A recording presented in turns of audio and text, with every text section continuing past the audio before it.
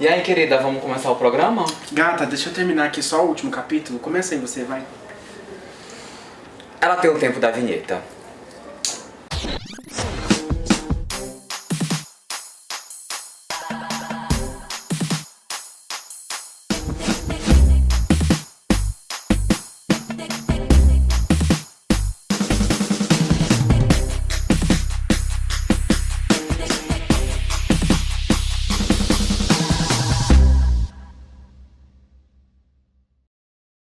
Chá do 5 começando, gente. O Marcel interrompeu a minha leitura, mas por uma boa causa, porque hoje o tema é uma das minhas paixões, que são os livros.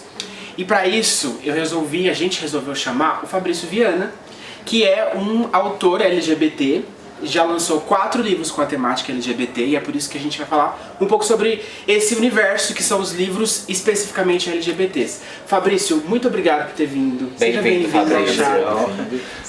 Os charmosos todos que já acompanham o Chá, assim, tipo, fidedignamente, já ouviram falar do Fabrício, porque quando a gente recebeu os livros, a gente mostrou, agradeceu, e hoje está ele aqui. Que eu estou com os livros dele aqui. A gente, na verdade, naquela época, a gente recebeu o Orgias Literárias, da Tribo, e ele lançou alguns outros, que é o Armário, Vida e Pensamento do Desejo Proibido, o Teus, do Fogo à Busca de Si Mesmo, que é o último livro lançado. Mostra a capa.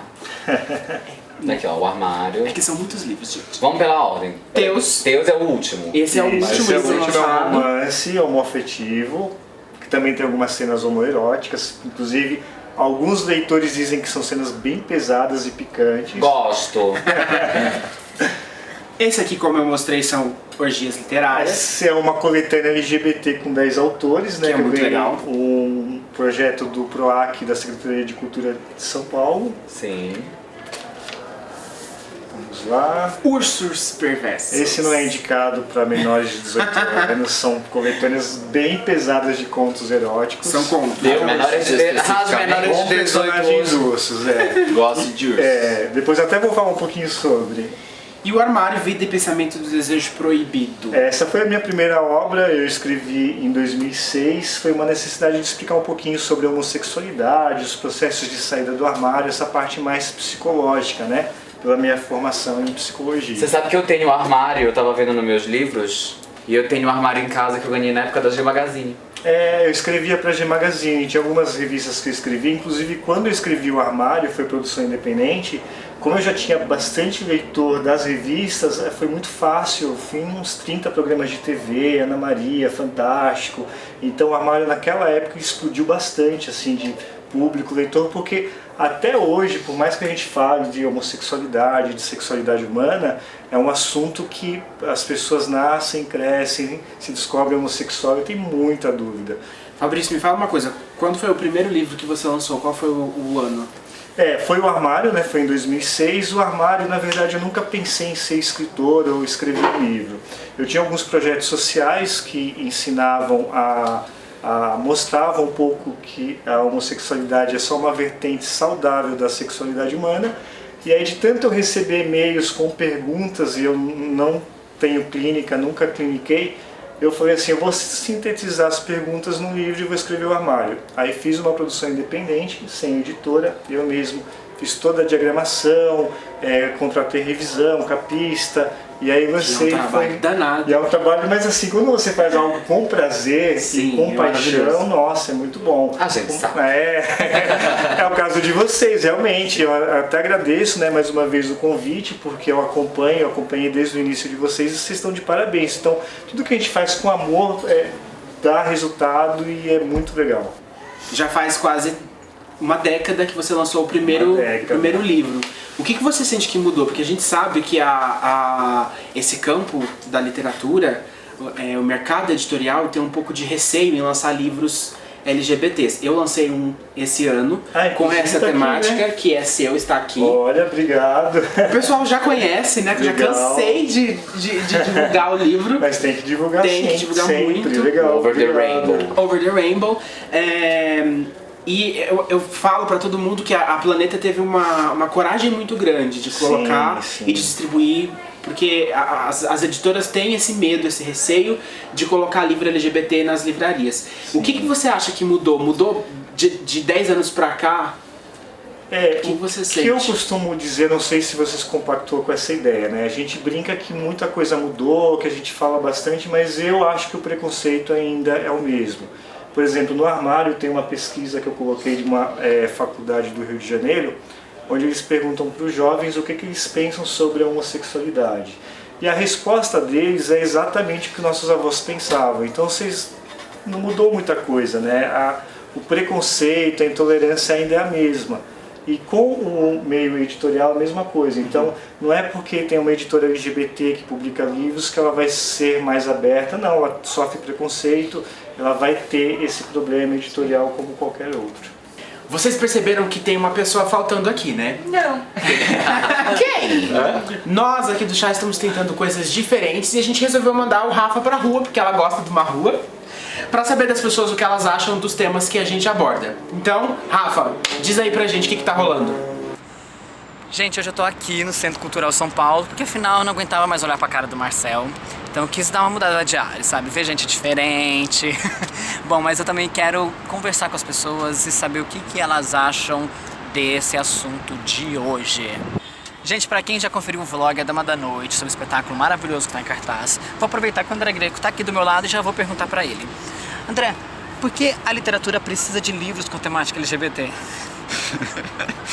Eu acho que tem duas coisas. A primeira coisa, assim, a gente precisa, para evoluir no mundo, de algum acesso que vai além da gente. Assim, às vezes a literatura, muitas vezes a literatura, ela abre portas incríveis à religião, enfim, à filosofia e assim vai. E a literatura, a leitura, ela faz com que a gente articule melhor as ideias, né? Ela faz com que a gente seja capaz de chegar a outros lugares, a outros pontos. Então, o melhor convívio de formação é o livro, né? O mundo é nosso primeiro livro de leitura e eu acho que os outros vão ajudando a gente a articular as ideias que surgem no mundo, assim. Eu acho fundamental. Mas ela tá repórter de rua mesmo, né, gente? Acho que a gente vai deixar ela na rua, né? O que vocês acham? É porque não que ela esteja lá pelo trabalho, não é isso, é que ela vai falar assim, entrevistarei pessoas, ou seja, podem ser crushes. E aí ela já vê que a possibilidade de boy já faz bem feito, porque quer impressionar. É uma boa tática, amiga. Eu gostei. Marcelo, deixa eu te perguntar uma coisa. Você tem hábito de leitura? Tenho. E desde quando você tem esse hábito? Você adquiriu pequeno? Então, quando... Pequeno, médio ou grande? Aquela, né? Essa é a câmera, diretor. Quando a gente era pequeno, eu e a minha irmã, minha mãe trabalhava no setor de educação da FUNAI. Então em casa sempre tinha livros. Por conta disso, a gente não ia muito pra rua, então a gente ficava lá lendo os livrinhos. Aí eu gostei de ler, né? Comecei a gostar de ler mesmo outras coisas. Cresci, entrei na condição escrava de jornalista. Não, veja. Aí eu cresci, né? Entrei na condição escrava de jornalista, ou seja, tenho que ler de qualquer jeito. Por quê? Porque quando você escreve todos os dias sobre a mesma coisa, seu texto vai ficando muito igual. E a leitura te dá novas palavras, te dá outros mundos, né? Outros acessos. E outra coisa que eu acho super legal é que cada livro que eu leio é um cenário novo, é um momento novo que você se encontra em outro lugar. Por exemplo, eu amo cinema. Porque você tá lá, você pode fazer o que você quiser, sozinho, chora, faz tudo que ninguém tá te vendo. E com o livro é a mesma coisa. Você se transporta para aquele mundo e você consegue ler, entender, cria toda aquela fantasia pra você e pronto. É você. Não, você sabe o que eu costumo falar? As pessoas têm aquela mania de dizer que tem gente que fala que não gosta de ler.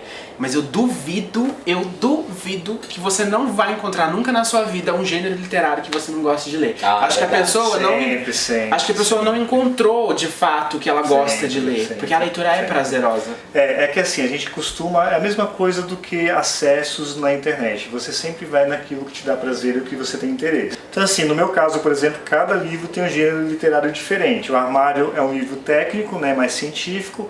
Ursos Perversos são contos eróticos. O Orgias Literárias é uma coletânea não erótica e o Teus é um romance homoafetivo, homoerótico, um romance gay, enfim. Então são gêneros diferentes. Tem leitores que gostam do Ursos Perversos porque são contos eróticos, mas não gosta do romance. Tem gente que gosta do romance, não gosta do científico. Então dá para brincar e aí eu consigo atingir mais pessoas. O fato é que, como nós somos gays, né, esse é um canal praticamente gay, LGBT, então existe essa sinergia com a identificação nossa. Então é gostoso ler, é gostoso pegar um livro dele que ele escreveu e se identificar ali com as histórias, com os personagens, ver que o menino não fica com a menina, vai ficar com o menino mesmo e pronto, final, é o nosso universo. Então esse é o tesão. Você falou de identificação, sabe o que eu lembrei? Gente, minha mãe lia pilhas daquela Sabrina, sabe aquele negócio de banca? De branca. Sabrina, não sei o que, era uma coisa horrorosa. Que tinha aquela capa com aquela mulher no cavalo. Exato, essa mesmo. E ela lia aquilo e eu dizia assim, vem cuidar dos teus filhos. Não, e deixa eu dizer, larga isso. aquilo tem um teor sexual, erótico. Sim, eu li um trecho. Muito Eu fiquei passado que esse trecho, quando eu li, eu tinha 11 anos. E eu fiquei horrorizado quando eu vi aquilo. Quando você falou de identificação, eu falei, gente, por isso que eu me lia tanto, porque ela se identificava com aqueles romances, aquelas histórias, coisa que jamais aconteceria conosco, né? E assim, uma coisa que você falou que foi muito legal foi diferenciar essa questão do gênero. Porque a pessoa fala assim, e livros LGBTs. Então tá bom, livro que fala de viado, acho que vai falar de romance, de pinto, de sexo, tipo, não.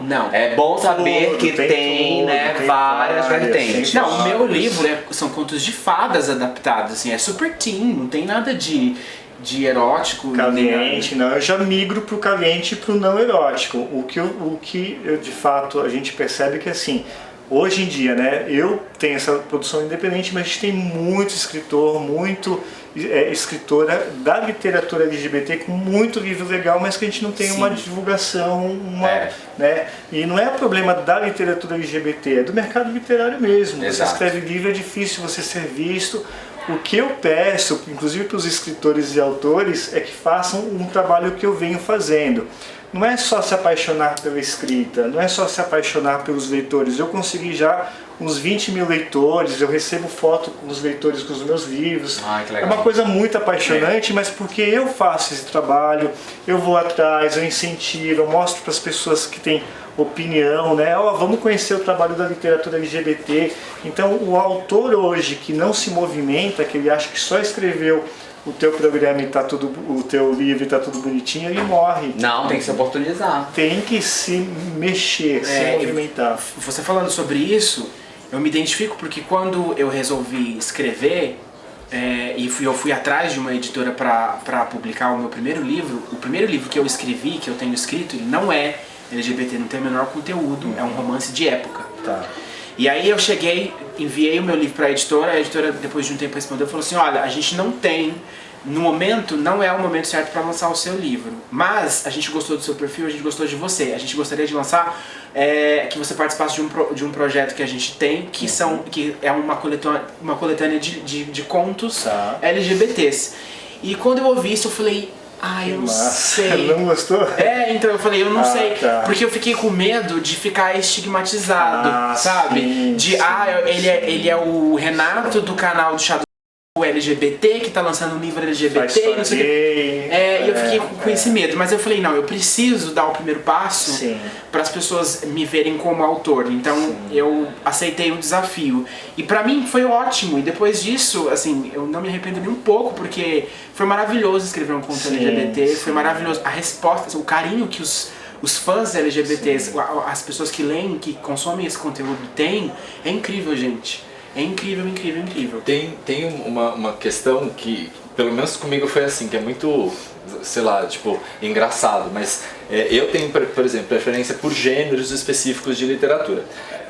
Primeira questão, tipo, você que tem um gênero, né, você que não tem o hábito de leitura e vai procurar um gênero para começar a ler, não precisa ler o livro inteiro, né? Tipo, procura a sinopse da história. Quando você literalmente despertou o seu interesse por aquela história, começa a ler o livro, você vai ver que vai até o final. Mas já aconteceu de eu ler uma história, não sei se já aconteceu com vocês, em específico, que são os autores aqui hoje, das pessoas lerem um livro, principalmente no seu caso, que são gêneros diferentes, todos eles, e começa a ler todos os outros por causa do autor, né? Por causa de quem escreveu. Porque tem a retórica, né? O vocabulário, a maneira de se expressar mesmo, né? Também tem isso. Então, se achar um autor, gruda nos livros dele. Ou não, né? Porque o que eu vejo, assim, que as pessoas me elogiam muito é que pela formação em psicologia, eu fiz psicologia no clínico, fiz por prazer, depois fiz uma pós em marketing, agora estou cursando letras. Então assim, e trabalho como jornalista na Associação da Parada Gay, que é um trabalho que eu amo de paixão, enfim.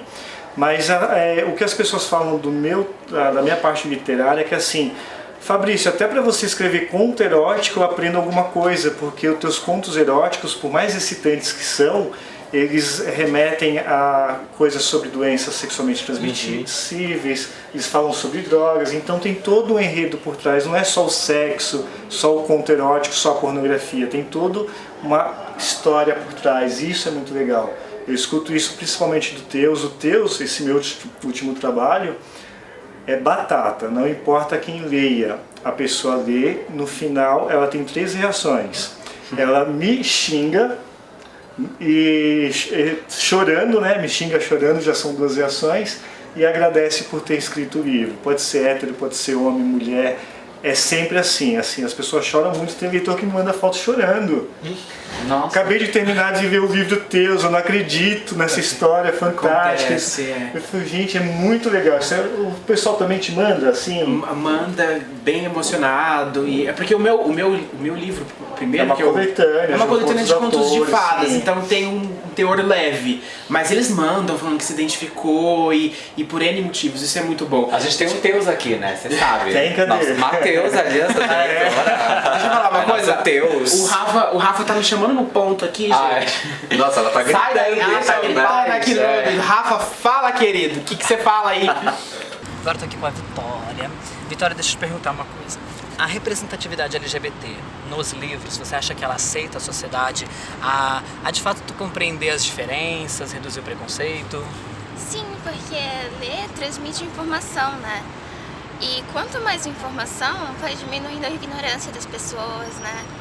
Vai combatendo o preconceito, destruindo barreiras, né? E com isso, quem sabe um dia, né? Diminuir bastante. Esperamos. Obrigado, viu? Nada.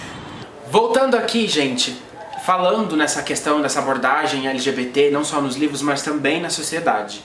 Ti, aquele famoso kit gay, né, erroneamente chamado de kit gay, que na verdade é a cartilha LGBT. Por que as pessoas têm tanto medo? Por que você acha que todo mundo tem tanto medo em abordar isso nas escolas? Gente, na verdade tem essa... a questão errônea que você comentou de tipo das pessoas acharem que informação pode influenciar as crianças ou influenciar as pessoas a terem um comportamento diferente. Se eu contar uma coisa para vocês, não acontece, né? Se o comportamento dos pais ou o comportamento das pessoas influenciassem, sei lá, meus sobrinhos já seriam viado, né? Eu não seria viado porque meus pais são héteros, né? Então assim, tipo, não é esse tipo de influência. Bem pensado. Quando a discussão, né, ela foi jogada, né, para a sociedade, tal, essa questão da cartilha, teve muito furor de algumas pessoas, porque não se deve discutir gênero nas escolas, vocês vão influenciar as crianças, blá blá blá blá blá. Primeiro, gente, para quem não sabe disso, o sistema cognitivo da criança. A criança quer saber uma coisa, ponto, específico. Não vai explicar sexo para a criança. Ninguém vai falar, enfim, eu não vou nesse momento falar palavrão, mas ninguém vai... detalhes, né? É que normalmente eu entro. Mas como a gente está falando de cartilha e criança, eu não vou entrar. E ele entra com todas as letras. Com todas. Pé na porta. Então assim, tipo, quem acha que isso pode influenciar, vamos se informar também, porque não vai influenciar, tem que discutir, né? Informação não influencia, informação dá ferramentas para as pessoas terem opinião, né? Terem um comportamento diante de uma situação. E eu acho que a cartilha, ela é exatamente isso. Então, é aí que está o ponto. Sabe que você foi falando e eu fui concatenando umas ideias aqui. O que eu acho? Os pais, por um excesso de amor, muitos pais erram por amor, a gente sabe disso. O que acontece? Primeiro, eles não querem que o filho tenha acesso a esse tipo de material porque homossexualidade está diretamente associada a sofrimento. Entendeu? Pra quem é hétero, enfim, de uma geração mais antiga, eles encaram como isso. Meu filho vai sofrer, meu filho vai apanhar, meu filho vai fazer isso. Paralelo a isso, a gente tem aquele amor controlador, entendeu? Da criança não ser exatamente livre, tipo, é difícil você ver um pai que deixa a criança tomar suas próprias decisões, inclusive, tipo, pro que vai comer. Você quer sorvete de quê? Entendeu? Ah, não, pega aqui de chocolate, você vai comer o quê? Não, agora você vai comer uma fruta. Agora, então, assim, é um controle que começa pequeno, mas que quer se estender por tudo. O pai quer ter o controle do filho o tempo todo, toda hora. Até que o filho vira adolescente, fica conhecido como aborrecente, porque mete o pé na porta e vai fazer o que quer da vida. E aí os pais são os primeiros a causar sofrimento pros Exatamente. filhos. Não, deixa eu só fazer uma observação rápida. Eu tenho um amigo meu que mora no Canadá e ele tem um filho. E aí, esses dias ele tava conversando comigo, ele falou assim, eu tô indignado, porque eu fui pra escola do meu filho e eles estão ensinando sexualidade pro meu filho, e eu acho que sexualidade, quem tem que ensinar é os pais. Aí eu falei, mas peraí, você acha que não tem que ser abordado isso na escola? Ele falou assim, não, eu acho que tem certos pontos que não deve ser abordado. Aí eu falei, mas... Aí ele falou assim, porque eu sou pai, quem tem que ensinar isso sou eu. Eu falei, tudo bem, mas a escola não sabe que você é um bom pai. Então, eu acho nessa questão, né, que o problema da homossexualidade, quando eu fiz a pesquisa do livro Armário, e isso me chocou bastante porque eu não esperava, o problema da homossexualidade de fato é o problema da sexualidade humana. A gente não tem uma educação sexual, as famílias jogam para a escola joga a responsabilidade para a família, e aí acontece o seguinte: as famílias acabam ensinando para os filhos o que elas sabem, que é praticamente nada. Sim. Se elas não sabem sobre a sexualidade, imagina sobre a homossexualidade, que, como o Marcel disse, sempre foi vista de forma negativa, sim, errada. Então é pior ainda. De fato, a gente precisa de educação sexual.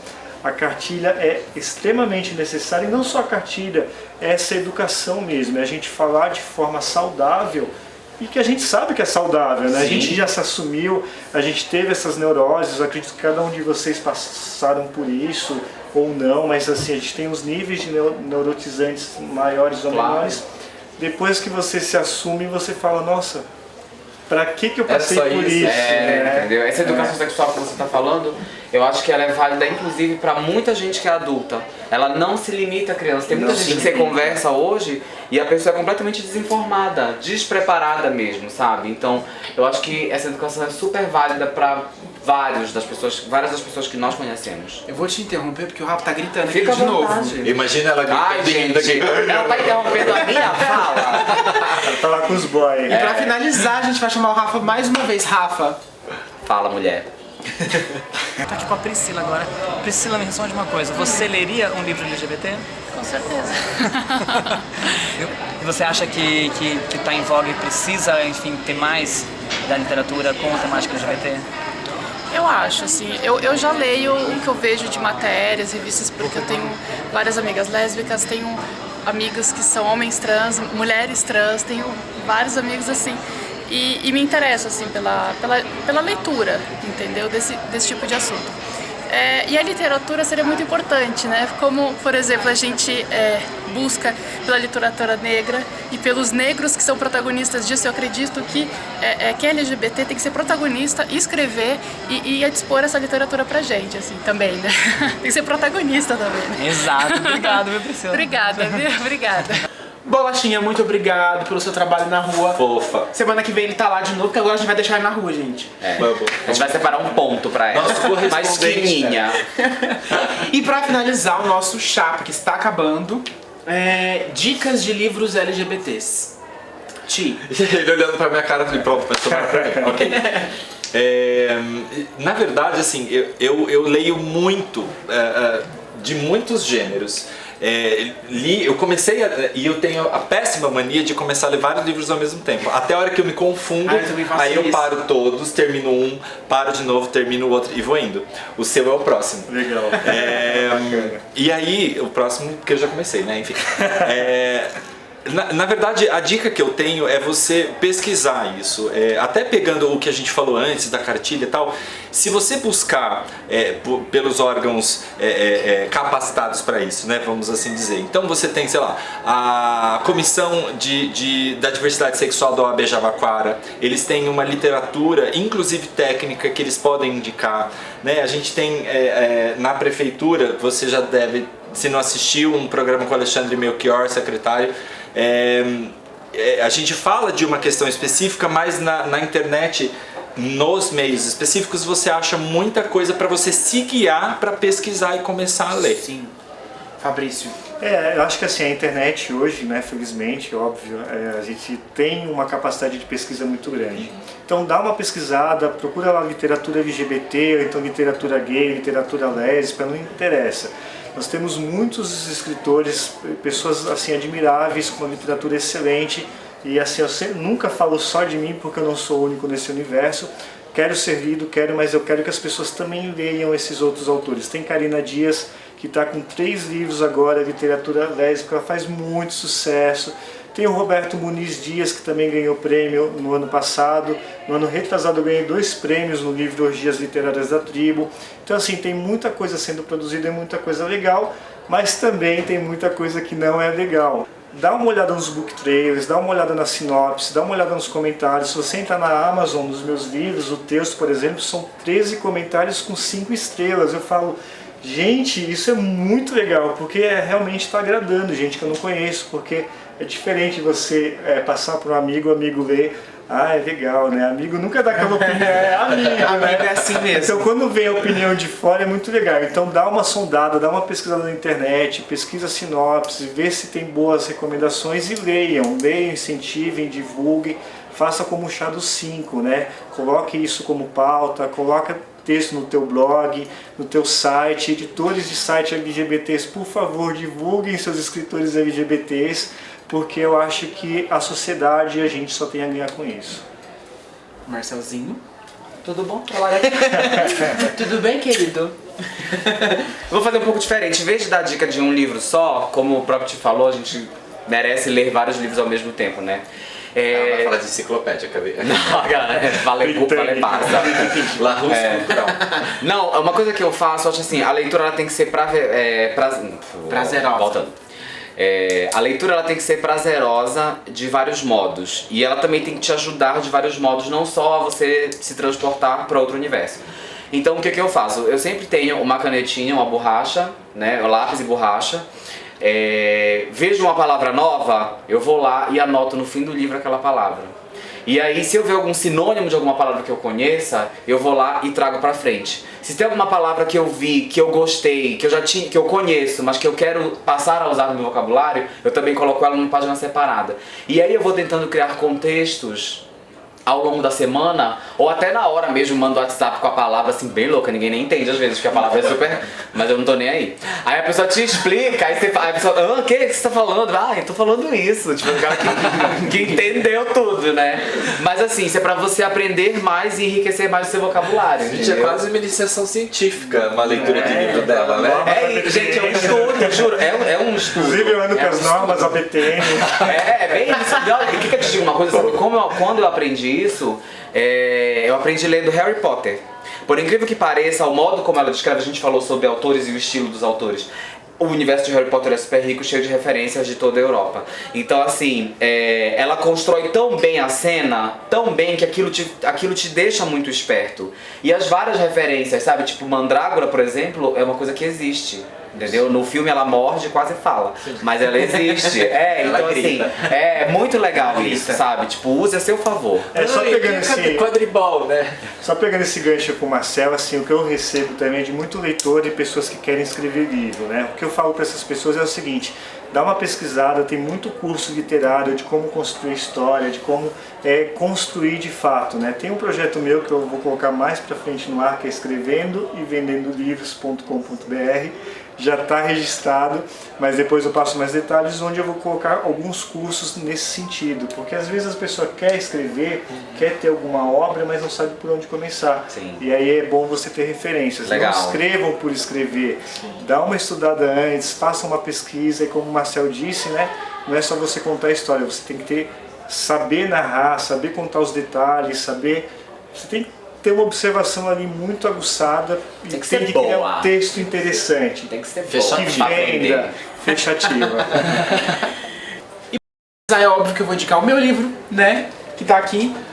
Over the Rainbow. Gente, a gente precisa encerrar o programa. Fabrício, onde a gente te encontra? Onde as pessoas encontram seus livros? Os meus livros, eles são produção independente, então se você fizer uma pesquisa na Amazon, tem a versão digital, né, que você abaixa o aplicativo Kindle e lê lá com um valor bem acessível.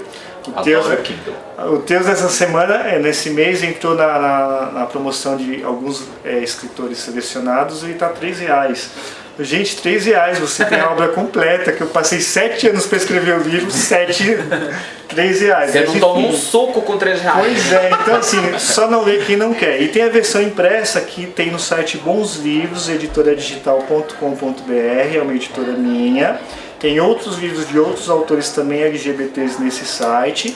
Se você não conseguir entrar, tem o meu site, que é o www.fabricioviana.com. Lá, inclusive, tem endereço das minhas redes sociais, Twitter, Instagram, Xtube, um só. Não, é porque às vezes, né, www.fabricioviana.com com N só. Aí tem o link para as redes, tem onde comprar, enfim, entre em contato e estamos aí. E é isso, o chá fica por aqui. O mais importante, resumindo, é que você encontre o gênero que você goste de ler e pratique a leitura, porque é muito importante. Um beijo grande, até semana que vem e até mais. Pra você, Ih, gente, eu esqueci a pergunta. Qual a importância? Gente... Gravando pela 17ª vez. Gente, eu desisto. Gravando pela 70ª vez. Eu conferi o vlog da... Você tá muito torto, o lado do Thiago, o lado do Renato. Ele sempre vaza o Marcel no quadro. Fica mais reto, querido. É que eu gosto dela.